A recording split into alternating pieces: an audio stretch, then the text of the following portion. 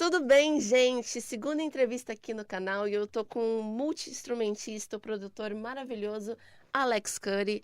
Então hoje vocês vão conhecer um pouquinho do trabalho dele, vão conhecer um pouco mais sobre ele. Então vamos lá. Estamos aqui no território da música, gosto só um pouquinho daqui, né? Imagina. E, bom, a primeira pergunta que eu tenho para te fazer é: você produziu, no caso, você agora está produzindo Kid Abelha, né? E você produziu a turnê do Titãs também. E eu queria te perguntar, como é que você fez, o que muda na prática a sua produção de palco e a sonorização para extrair o melhor de cada banda? Porque o Titãs tem um som mais pesado e o Kid Isso. Abelha já é uma pegada mais melódica. Como são estilos um pouco diferentes, como é que isso funciona na prática? O que muda muito nessa parte de sonorização, na parte técnica? Beleza. Antes de mais nada, vou dar um oi pra galera que tá vendo aí. Agradecer por vocês terem vindo aqui também. Imagina, Né? obrigada. É um prazer você estar aqui, te Imagina. entrevistando hoje. Vamos lá, falar sobre essas duas turnês que a gente fez, né, nesses últimos anos. E a minha entrada lá foi através do papa da produção, que é o Liminha. Né? O Liminha que produziu o Titãs, o Liminha que produziu o Kid de Abelha. Desde os anos Sim. 80, lançamento, os álbuns mais consagrados. E é um produtor que dispensa apresentações. E há muitos anos que eu já faço muita coisa com ele, né? Posso dizer que eu sou um cara de confiança dele, até falam que eu sou filho dele, assim, de brincadeira. Legal. E aí, na turnê do Titãs, o turnê de reencontro do Titãs, que foi 2023, Isso. foi uma coisa que caiu no colo, assim, muito do nada, uma responsabilidade muito grande, porque a reunião que não acontecia desde os anos 90. Por isso a turnê foi tão grande. Foram os Titãs, os 7, né, que infelizmente o Marcelo Fromer faleceu há muito tempo atrás, eram 8. 7 Titãs com o Liminha tocando guitarra. Então, como ele estaria tocando guitarra, ele precisava de alguém para fazer esse background junto com ele, né? Aí ele me chamou e a gente teve que reconstituir toda a estética dos álbuns daquela época. Então, foi aproveitado gravações antigas de rolo, digitalizadas e usada como o famoso VS, né? Certo. Que a minha participação nessas duas bandas é muito mais na produção do VS, né? No palco, na direção, né? Na condução também do show, eu fico com o microfone ligado, falando com os artistas o tempo todo, aquela coisa do timing entre uma música e outra, algum tipo de problema que dê ou não, enfim. Mas tem toda uma produção, uma pré-produção antes, que é muito trabalhosa, tanto no Titãs quanto no Kid, que é fazer toda a montagem do VS, os elementos que vão entrar de background mesmo, porque humanamente é difícil, não tem como você colocar um monte de músicos de suporte ali para tocar, É. porque na época e até hoje, né, você entra no estúdio para gravar, você vai gravando, vai colocando elementos, né, querendo formatar aquela estética, né, musical, Sim. sem se preocupar com a quantidade. Então, às vezes você está com uma sessão de 70 canais ali, né? E aí imagina trazer isso para o palco. E aí pensando na melhor experiência do público, a gente utiliza VS para poder ter aqueles teclados bem característicos presentes, muitas vezes utilizados na gravação original, outras vezes tocado de novo pelos músicos no mesmo instrumento da época, vários outros elementos de efeito, de algum lo-fi que é legal ter no PA na hora que impacta no público. É um espetáculo em si, né? E alguns reforços também, porque tem coisas que, como eu te falei, que humanamente no palco, no calor do momento e com aquele número de músicos, não dá para fazer. Certo. E fora isso tem o timecode de iluminação, que fica também comigo, que é o que conduz tudo, o iluminador me passa. E, enfim, é uma responsabilidade bem grande. E eu não sei se eu respondi a sua De fato. pergunta. Respondeu sim, imagina. Eu fui Respondeu indo para o sim. outro lado. Nesses shows tem muitos clássicos, né? Epitáfio, Flores e Comida, por exemplo, no show do Titãs. E qual que é o seu papel para traduzir, vamos assim dizer, esses hits para o palco em 2026? Trazendo essa tecnologia que a gente tem hoje, tudo de novo que aparece, mas sem tirar aquela experiência que o fã raiz espera de um show. Como é que você faz para equilibrar isso? Isso tudo é sempre conversado com os artistas, principalmente, né? Normalmente essas bandas têm sempre um líder, um cara que tem a visão mais artística, que basicamente faz o papel do produtor também. Falando de Titãs, então, sempre teve o debate né, com eles sobre o que a gente ia fazer com cada música. Certo. Como você citou, Epitáfio, uma música que o Brito prefere muito mais solta por causa da reação do público. Então a gente não pode ter nenhum tipo de amarra digital, digamos assim, na sessão com um clique batendo na cabeça dele. Certo. Então, por isso que eu tenho o microfone de comando. Porque aí eu tenho a opção de falar com ele e falar, ó, Brito, vou soltar. Porque o público tá batendo a mão, batendo palma fora do tempo. Aí fala, ó, vou soltar, hein, beleza? Levanta a mão se você não quiser. Aí a gente tem esse tipo de comunicação. Então, esse timing para poder entregar para o público o melhor de cada música, né? E tem músicas, como Comida, que na versão do Titãs Encontro, a gente fez ela com muito sintetizador, loop de bateria, que era uma coisa muito mais dançante, que é o que o público queria ouvir naquele encontro, vendo o Paulo Miklos, o Arnaldo. Não adianta fazer uma versão moderna de Comida, que o pessoal falou, pô, eu quero ouvir o Comida do passado. Então a gente pegou os elementos originais né, e adicionou isso no play ao vivo. Já no Titãs Trio, que a gente chama, que eles se juntaram, mas cada um voltou para sua rotina porque eles têm a carreira solo, né? Cada um deles foi para uma carreira solo, bem consolidada cada um. E aí ficou o trio, que é o branco, que eu chamo de BBB, que é o Brito, Branco e Beloto, né? É o Tony Belotto, o Sérgio Brito e o Branco Melo. E aí eles gostam de uma coisa mais orgânica, mais rock, né? Tanto que agora tá acontecendo a turnê do Cabeça de Dinossauro, que é um disco super pesado e bem ousado, inclusive. Mas esse disco eu tive muita parte... Disco não, né? Porque eu era muito pequeno na época. Mas essa turnê eu tive bastante participação na produção também dos elementos do show e tudo mais, a condução, a direção ali de palco, falando com eles. Mas eu só fiquei 2 shows e não por causa do Kid Abelha. Justamente porque eu tenho várias outras coisas que eu quero fazer e o meu trabalho principal, eu não sei se está na sua pergunta surpresa, porque eu não sei as perguntas, né? É na Michael Instrumentos, né? Como desenvolvedor e relacionamento artístico. Então eu vi que a turnê estava me atrapalhando. Certo. Conversei com eles, falei, vou fazer os 2 shows, preparei um sub, deixei o sub lá. E aí, coincidentemente, o Liminha já estava me ligando, falando, ó, Kid Abelha vai voltar, vai ter uma turnê gigante, só estádio, e você tem que estar com a gente. Aí, primeira vez eu falei, não, porque eu falei, pô, eu quero parar e fazer minhas coisas. Mas é difícil, porque eu tenho um respeito muito grande pelo Liminha. As melhores coisas que eu fiz na vida, profissionalmente, foi através do Liminha. Se você olhar nas minhas credenciais ali, tem Rock in Rio, um monte. Foi tudo através dele. A gente fez Palco Mundo lá, com uma banda super legal. Enfim, ele sempre me traz pra coisas muito legais. Eu falei, caramba, eu tô falando não pro Liminha. Onde é que minha cabeça tá? Né? O que eu tô fazendo? Só isso.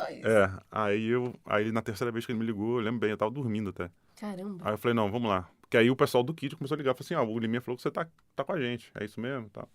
Aí eu fui pro Rio, fiquei 1 mês na pré-produção, né? Eles já estavam ensaiando. Aí eu tive a audácia de parar tudo. Falei, vamos parar tudo e vamos fazer do jeito que eu gosto de fazer e tal. Certo. Aí reproduzi tudo que estava sendo feito, né? Claro, sempre com o aval do Lima.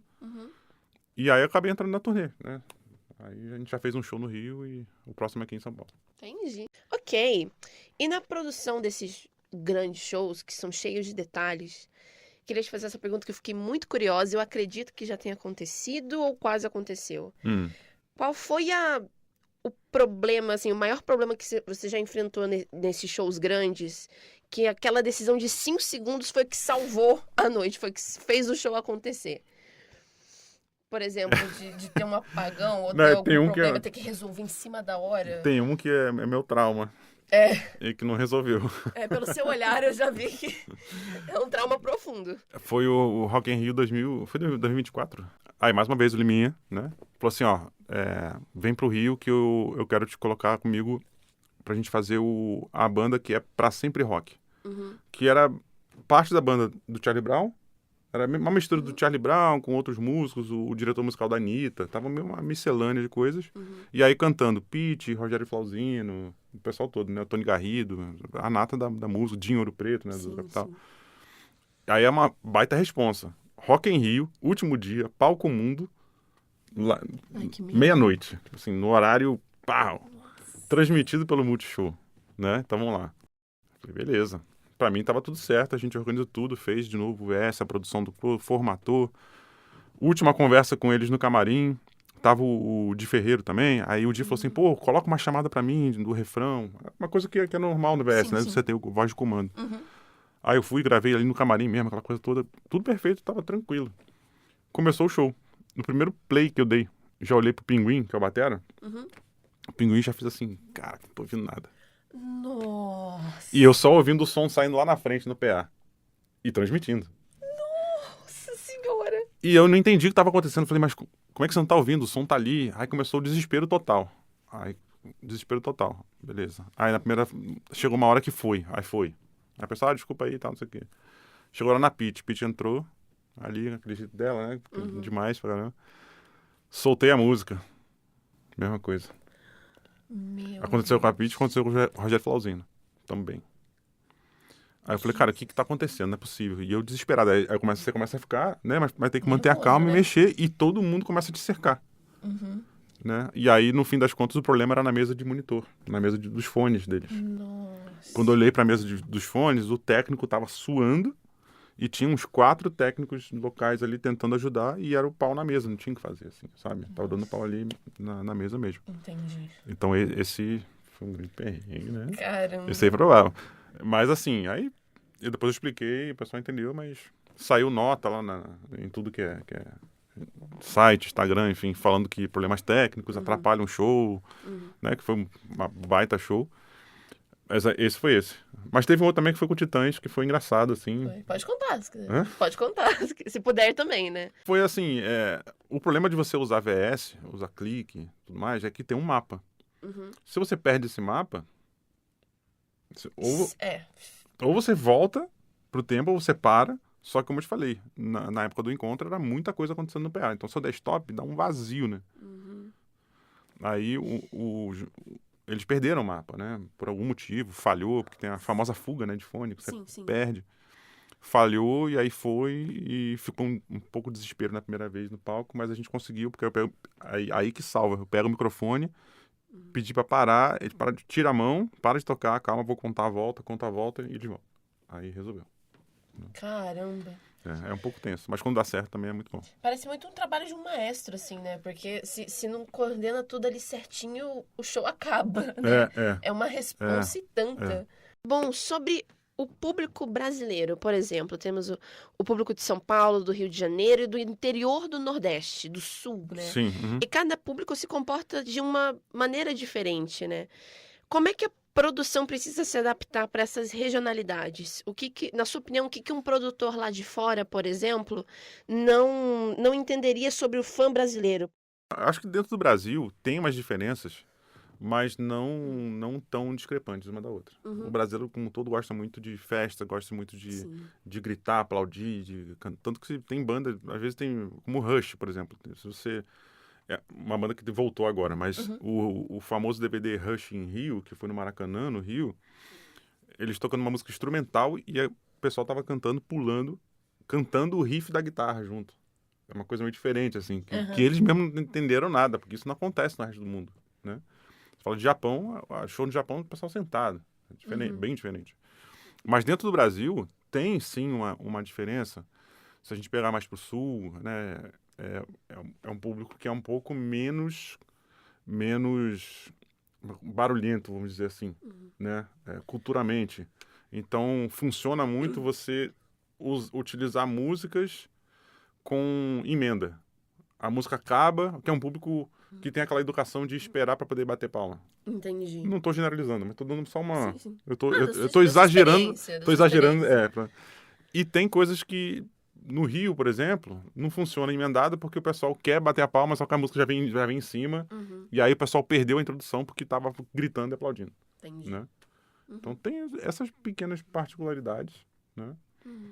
Mas assim, você falou do Nordeste, é engraçado. Lá o Edu foi tocar a Blending Heart lá e foi aí que o pessoal começou a cantar a versão do Calcinha Preta, né? É um povo mais divertido. Então acho que dentro do Brasil cada público tem a sua particularidade, mas eu acho muito pouca diferença em relação à reação com o show. São pequenos detalhes. Pequenos detalhes. Entendi. Sim. Existe uma parte do seu trabalho que se der certo ninguém percebe, mas se der errado... eu acho que já respondo essa pergunta, mas se der errado, o show não pode acontecer. Qual que você acha que é o elemento mais subestimado e ingrato da produção, que o público não percebe, não tem conhecimento, mas que é o primeiro item assim, da sua lista para estar tudo ajeitadinho, tudo certinho?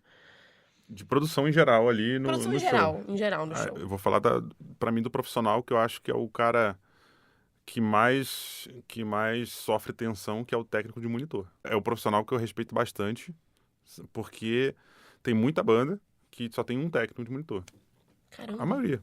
Entendi. A maioria tem um técnico. E você imagina um cara para cuidar do retorno de vários artistas no palco, com uma mesa de som, que agora na era digital não tem mais os botões ali à mão. Ele tem que ficar paginando. Então, dependendo da quantidade de canais, ele tem que lembrar aonde está o canal da guitarra do segundo guitarrista que o baterista quer ouvir. Então, ele tem que fazer o raciocínio rápido, paginar ali e atender enquanto o vocalista está pedindo também coisa. Então, é um cara que sofre muita tensão e que a entrega dele, eu tô falando isso porque a entrega dele depende muito vai impactar muito no resultado.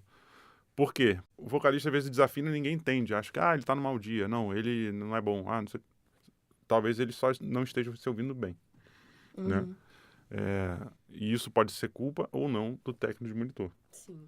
Eu acho que isso influencia tudo. Como eu te falei, como eu dei o exemplo do Rock in Rio. O meu sistema estava super ok, funcionando, fiz o meu trabalho ali, mas como a mesa de monitor, não foi o técnico, a mesa deu problema, impactou do artista não ouvir, a música não começar e dar aquele desconforto e o público ficar meio assim, então gerou todo um constrangimento, diferente se o técnico de PA, no som do PA não estivesse tão bom, porque o show está acontecendo, só não está tão bom, mas está acontecendo.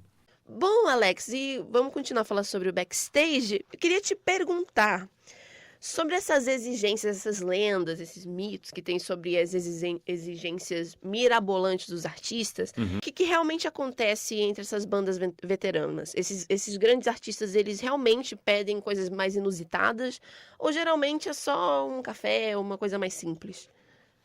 Então, eu trabalho basicamente com o meio do rock, né? Eu nunca produzi, participei de shows de trap, pop, né? Enfim, que eu vejo isso acontecer mais nessas áreas, né? Sim. As bandas de rock, como um todo, principalmente as mais antigas, anos 80, 90, eu vejo que eles pedem o que realmente eles querem, né? Para se sentir em casa, ter aquela coisa. E também, aí tem uma coisa importante, que acho que nem todo mundo pensa. Quando o artista pede coisas no camarim, nem sempre é só para eles, é porque ele vai receber visitas. Né? O camarim é como se fosse a casa do artista naquele dia no show. Então ele quer ter ali um bufezinho com bons queijos, com, né, vinho, aquela coisa toda, não é para ele. Ele não vai comer tudo sozinho. Acho que é pensando justamente nas visitas, nos fãs que vão entrar para tirar foto, jornalistas e outros músicos que vão ali também. Pelo menos eu vejo isso acontecer muito com essa geração, né? O pessoal mais antigo tem essa cumplicidade, essa elegância até de se preocupar com o acolhimento, né? E não é só para dizer que no meu camarim tem champanhe. Ponto. Sim. Né? Agora, eu sei de muitas bandas, inclusive bandas emergentes, bandas novas, que sonhavam em fazer sucesso, que passam a fazer sucesso, que aí tá no manual de que o rockstar, o popstar tem que pedir toalha branca, toalha preta, não sei quantas águas Perrier e tudo mais, assim, não tem merchan aqui da Perrier. Até porque eu bebo São Lourenço. Melhor pegar. Agora, nada a ver com nada. Mas eu acho que é isso. Então, eu não tive experiência de viver com artistas que solicitam tanta coisa, né? Eu já fiz coisa com a Barra Malha no passado também, e a Elba só pedia realmente o que é. E eu via muito isso nela. Ela queria proporcionar para quem tava ali, tem uma coisinha ali, pega ali, tem um bolo, tem tapioca e tal. E ela sempre com água de coco e as coisas que ela usa, e ponto. Nada muito extravagante. Então, Alex, hoje a tecnologia que a gente tem hoje permite que tenhamos shows iguaizinhos de estúdio, né? Sim. E eu queria te perguntar se essas bandas, elas aderem bastante essas correções, se você defende mais essa beleza para ficar o mais parecido com o estúdio possível. E como é que isso impacta na logística dos sons, nos monitores. Eu queria saber do que você é a favor e como é que isso impacta, a decisão que vocês tomam, como é que isso impacta no show. Sim. Assim, primeiro, eu acho que depende muito do estilo musical e do artista. Porque o público espera uma coisa ou outra. Certo. Né? Então, se a gente falar de uma banda pop, de uma artista pop, uma cantora pop, né? Sem citar nomes, uma cantora pop. O público tá ali porque gosta da música, obviamente, e o evento como um todo. A maioria ali talvez não sejam musicistas, né? Músicos e musicistas, então Sim. ninguém vai ficar reparando muito se tem uma guitarra tocando ou se não tem. Nesse caso, né, que tem principalmente coreografia, dança, luz, né, todo esse tipo de recurso audiovisual, eu acho que aí sim, eu sou a favor do uso do VS, fazendo não só um complemento, mas muitas vezes um tapa-buraco mesmo. Uma calma maior, né? Porque senão vai ficar uma logística muito complicada para a banda conseguir reproduzir tudo que foi produzido em estúdio ao vivo, enquanto tem uma demanda muito grande do próprio artista, o artista, né, a mulher, o homem ali, a equipe de dança, a pirotecnia, iluminação. Então a banda fica bem de background, né? Então acho que ali o público não está ligando se tem uma guitarra gravada ou se tem dois teclados a mais. Aí eu sou super a favor de fazer o melhor possível e a coisa é redonda porque é um evento em si. Numa banda mais técnica, aí eu vou pular, não vou nem falar de Titãs, nem Ilha Abelha. Aí eu vou falar, tipo, no show do Dream Theater. Certo. Aí eu acho que não tem entendendo nada. Nada. Né? No máximo um clique, né? Um metrônomo no ouvido deles para poder guiar e sincar com o telão e com a iluminação, que isso acontece muito, né? Sim, Tudo sim. sincronizado. E no máximo um teclado a mais, porque realmente é um tecladista. Às vezes ele fez um piano e uma orquestração. Não dá para fazer os dois. Beleza. Agora eu acho que aí tem alguma coisa que tape um buraco, um erro. Esse tipo de público até gosta de ver erro. Né? E aí a gente coloca as bandas de rock nacional, tipo Titãs, aí agora voltando pro Titãs e pro Kid, é o meio termo. Não dá para ter mentira, ao mesmo tempo precisa entregar o que o fã quer ouvir, principalmente de bandas que têm a música naquela estética que tocava na rádio. E iria ficar esquisito a música que tem piano, sintetizador e orquestração ter só o piano ao vivo. Aí eu, Eu aí tava eu, sentindo aí eu sou a falta, favor né? de entregar para o público o produto como um todo, né? Então, é uma resposta meio vaga, mas, Não, assim, mas deu pra eu entender. sou a favor da moderação, né? Beber com moderação. Não bebo. Mas moderação no rock, né? No rock mais técnico, aí já só o que for necessário. E eu acho que em eventos de música eletrônica, pop, em que o foco seja o entretenimento, aí liberado. Bom, temos um mercado musical bem diferente hoje em dia, né? E o rock já foi protagonista nas rádios, mas hoje ele divide muito espaço com funk, com trap, com sertanejo. E produzir esses shows hoje em dia é um ato de resistência? Você considera um ato de resistência? O que que você observa na plateia? São aqueles mesmos fãs dos anos 80 ou tem bastante da galera mais nova? A maioria são os fãs dos anos 80, sem dúvida, né? Mas, surpreendentemente, eu vejo muitas crianças, sabe, de 8 até pré-adolescente de 15, com os pais e sabendo cantar as músicas e com a camiseta da banda. Porque está acontecendo uma reciclagem. Teve um gap aí entre uma geração e está acontecendo uma reciclagem, acho que muito por conta de influência dos pais, né? Enfim, tudo que a internet pulveriza por aí. Eu acho que os pais começaram já para essa nova geração, né? Como eu falei, de 8, que está agora com 8 anos, de já ir desde pequeno colocando para ouvir coisas que eles ouviam na infância deles e tudo mais e tentando fazer uma reciclagem. Reciclagem não no sentido de que o que tem é porcaria e o que era bom é bom. Ah, sim, Né? mas de passar pra Reciclagem frente, que eu né? digo é de costumes, de ouvir música, né? De consumo, um reconsumo, né? De Sim, sim. produto. Mais sobre isso. Bom, Alex, falamos bastante de produção de show, né? Uhum. Mas você também produz em estúdio? Muito mais em estúdio, na É, verdade. muito mais em estúdio, né? E eu queria que você contasse, na verdade, para os nossos telespectadores, contasse um pouco sobre o território da música, que é onde estamos agora, estamos hoje, e falasse um pouco do seu trabalho como produtor em estúdio e quem você não produziu, que você tem muita vontade de produzir ainda. Assim, sonho em produzir. Pra falar de uma banda, mas sonho, né? Sonho, Não sonho. é ser pretencioso. Não, é né? sonho, pode falar. Mas tem uma banda, eu não vou nem falar, não vou ser saudosista e falar de bandas antigas, Beatles e coisa mais. Vou falar de uma coisa mais atual, que é uma banda chamada Avenged Sevenfold. Sim, nossa, eu adoro eles. Que é um som, assim, que eu não tenho tatuagem nenhuma, Não sou cabeludo, já fui um dia cabeludo. Eu não consegui ficar tratando do cabelo, enfim, essa é uma outra história.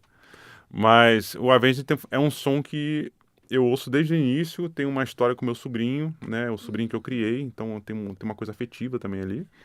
E eu gostaria de produzir um álbum deles, porque acho que as ideias batem muito. Você me perguntou sobre o território, Isso. né? Que a gente está aqui hoje.